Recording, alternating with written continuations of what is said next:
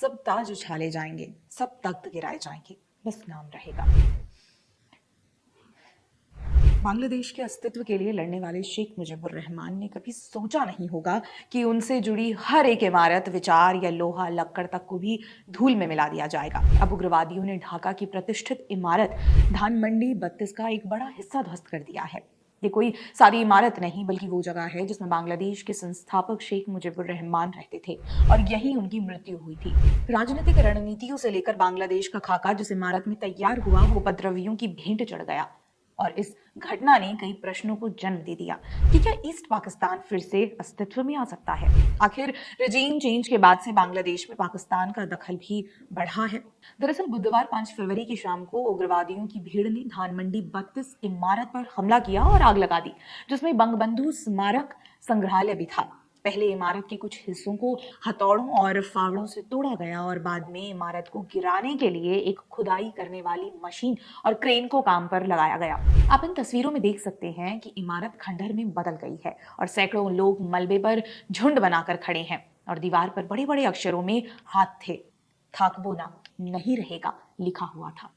शेख मुजीबुर रहमान और उनकी विरासत से जुड़ी एक भी चीज इस हिंसक भीड़ को पसंद नहीं, तभी तो उनसे जुड़ी अन्य इमारतों और संरचनाओं को भी निशाना बनाया गया है। प्रथम आलो, द डेली स्टार और ढाका ट्रिब्यून की रिपोर्ट में कहा गया है कि पूर्व प्रधानमंत्री शेख हसीना के निवास सुधा सदन को आग लगा दी गई थी और सिलहट में डिप्टी कमिश्नर के कार्यालय के सामने बंगबंधु की एक भित्तिचित्र को तोड़ने के लिए बुलडोजर का इस्तेमाल किया गया। हसीना के 5 चचेरे भाइयों के खुलना में स्थित घर शेख बाड़ी को गिरा दिया गया और बोरीसाल में हसीना की आवामी लीग के 2 वरिष्ठ नेताओं के घरों को बुलडोजर से ध्वस्त कर दिया गया। शेख मुजीबुर के आवास को तोड़ने से पहले कथित छात्र आंदोलन के आयोजक हसनत अब्दुल्ला ने फेसबुक पर पोस्ट कर कहा था कि आज रात बांग्लादेश की धरती फांसीवाद से मुक्त हो जाएगी और इसके बाद हिंसक भीड़ ने अपने ही देश के संस्थापक की विरासत को खत्म कर दिया।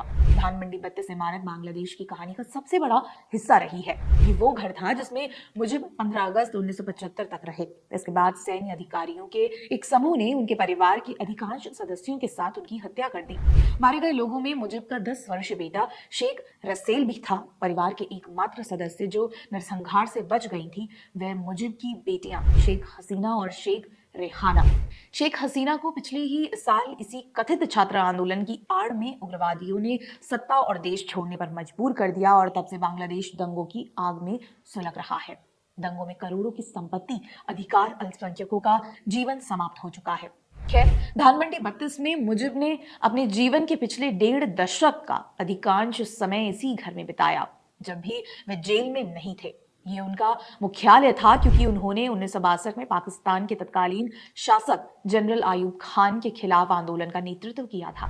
इस पूरे दशक में जब पाकिस्तान में बांग्लादेश की बगावत के सुर उठे थे, तब तक धानमंडी घर मुजीब का घर और आधार था। बंगबंधु स्मारक संग्रहालय की वेबसाइट के अनुसार ये घर बंगबंधु की सभी राजनीतिक गतिविधियों का केंद्र था, जिसमें योजना बनाना, नेताओं और कार्यकर्ताओं के साथ विचारों का आदान प्रदान करना और लोगों की शिकायतों को सुनना शामिल था।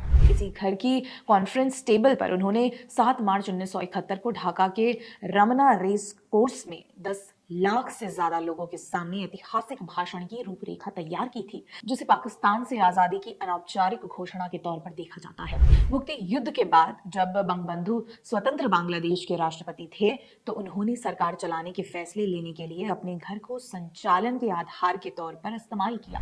1981 में भारत से बांग्लादेश लौटने पर शेख हसीना ने बांग्लादेश के हाउस बिल्डिंग फाइनेंस कॉरपोरेशन को नीलामी की 12,000 टका राशि देकर अपने पिता के घर को नीलामी से बचाया और बाद में मुजीब का घर बंगबंधु शेख मुजीबुर रहमान मेमोरियल संग्रहालय बन गया, जिसे अब उग्रवादियों ने जमीन पर मिला दिया है।